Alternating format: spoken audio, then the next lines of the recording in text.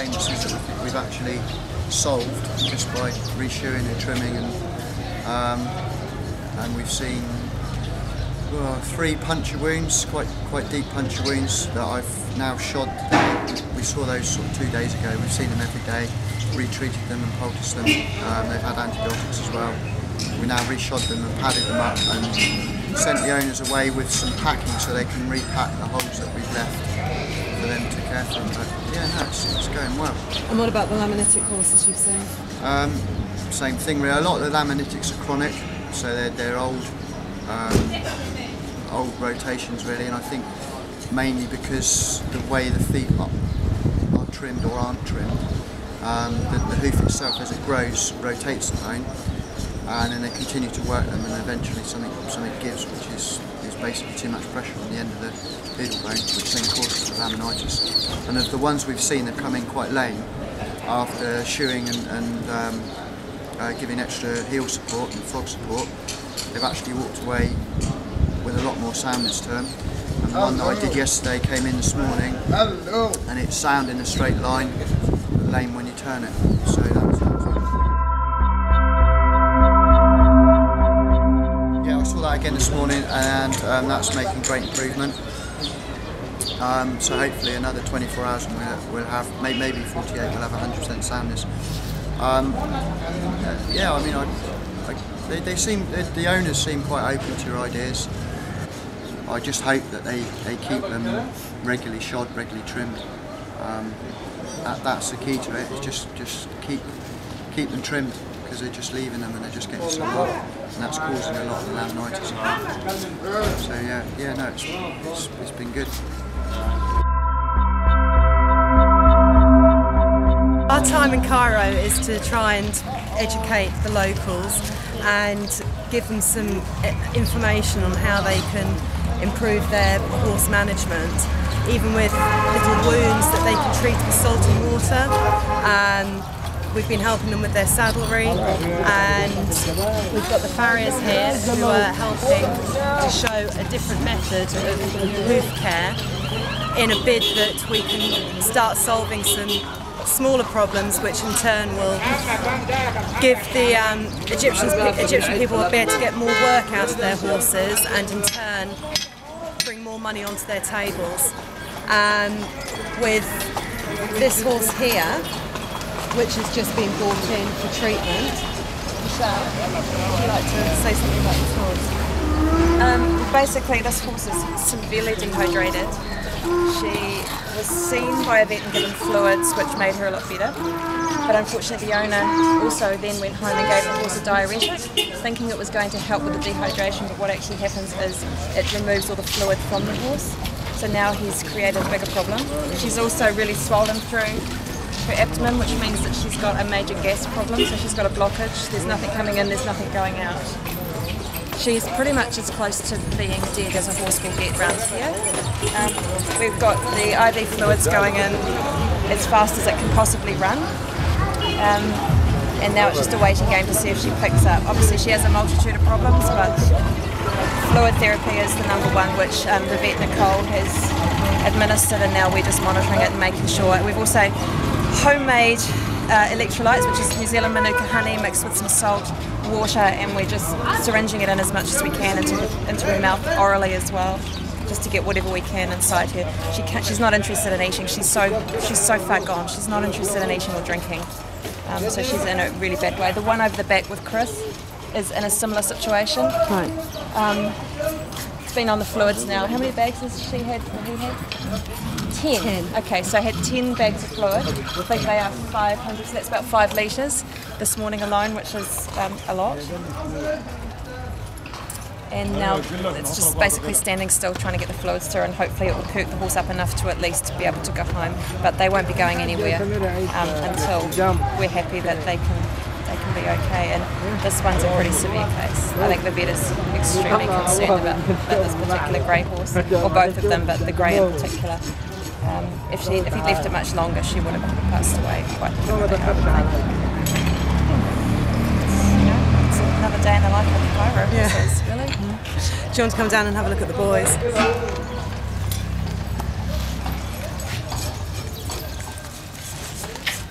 Here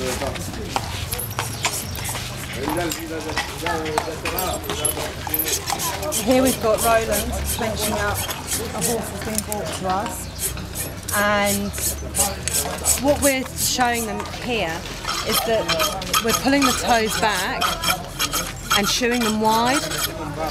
And Alex, would you like to explain a bit more about what we're doing? Well, the main thing is to try and get the medial lateral balance of the hoof correct. There's a lot of feet where the heels are growing forward and the toe is being pushed forward and the whole foot is stretching. So by correcting the medial lateral balance of the hoof, trimming the heels down to where they should be, and by dressing the toe back, you're creating a much better hoof pastern axis, which is then going to create a better platform for the horse to distribute weight evenly and work. If you give it a good base to work on. The shoes, the way we're fitting them with a little bit of length and a bit of width to look after that foot, because as a foot lands, the foot expands. So if you shoe really tight, then what happens as the foot grows, the shoes drop into the foot and then creates all sorts of problems, and then creates a lot of lameness, which is what we're starting to see from corns where horseshoes they're too small for the feet, and coupled with Alex,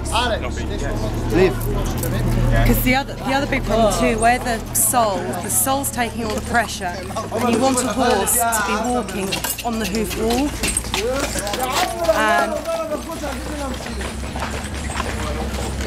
Good horse. And a lot of them, that's where their big problems are coming from, and that's how they're getting the corns, which are a bit of grit will get in and then cause infection, and then you have a lame horse which can't work. And the whole point of us is so we can get these horses going and working. So, do you want to come up and watch Chris? This one. Oh, it's Alex again. With that foot, Alex, can you sort of explain? Well, what's happened is this foot is had no shoe on, and the sole is proud of the hoof wall. So when it's loading its weight, it's bearing weight on the sole, which is making it uncomfortable. And the idea is the horse should bear the weight on the hoof wall, which is around here, and not on the sole on here.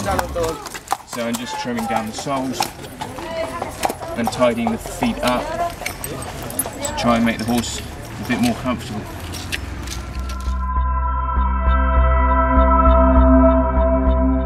And like this one here again, the condition of it does look good.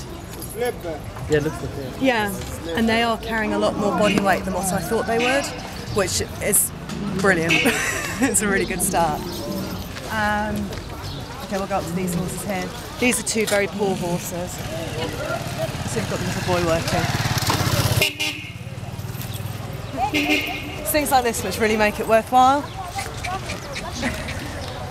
Steph? Yep. We're just doing a little video here. And so if you can just tell us a little bit about this horse and your helper. Yeah. This is Mohammed. Mohammed? Say wave. This horse is very dehydrated, has ringworm as well. As you can see, so And you're Mohammed, showing him how to do it. Mohammed and Chloe and these guys have been helping us wash them down with Melcid, which is antifungal. These ones have then gone bacterial infection. Yeah.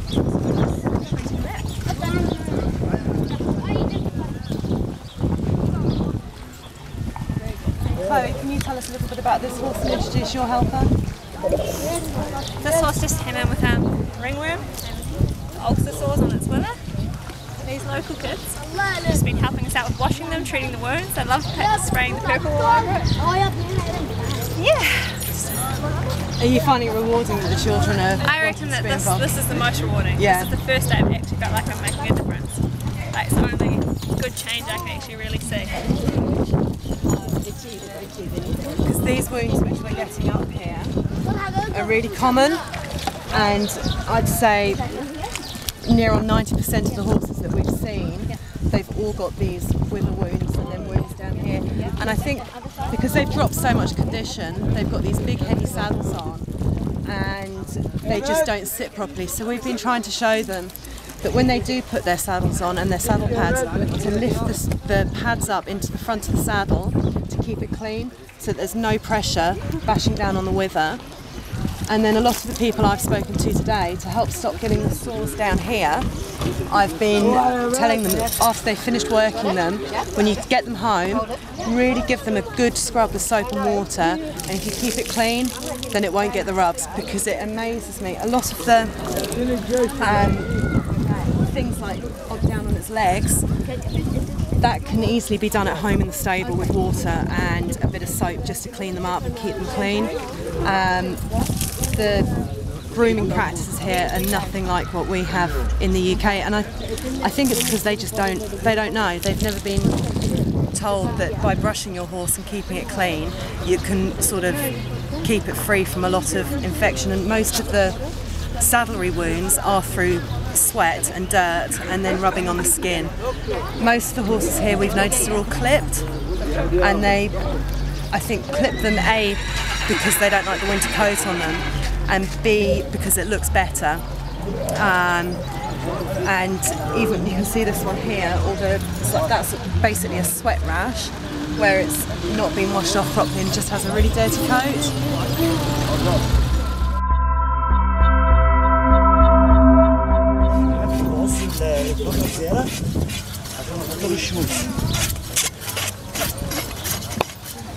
And it's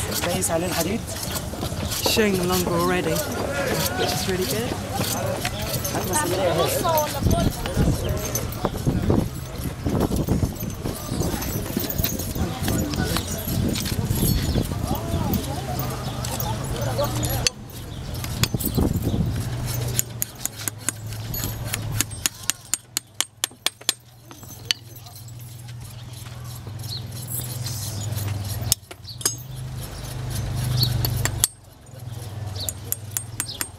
Has he found it interesting watching how our guys work?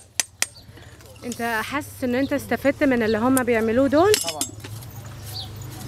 ازاي استفدت منهم؟ استفدت بحاجات حلوه فيه، تخصص الحصان. حاجات كويسه في تخصص الحصان. مش كده لما البني ادم يتعلم. تفتكر الاستفاده دي، الصنعه دي هتساعدك شويه لقدام؟ طبعا. لما اكون صنايعي واعرف اعمل كل حاجه احسن ما اكون اعرف اعمل حاجه واحده بس. ما اعرف كل حاجه في شغلي احسن.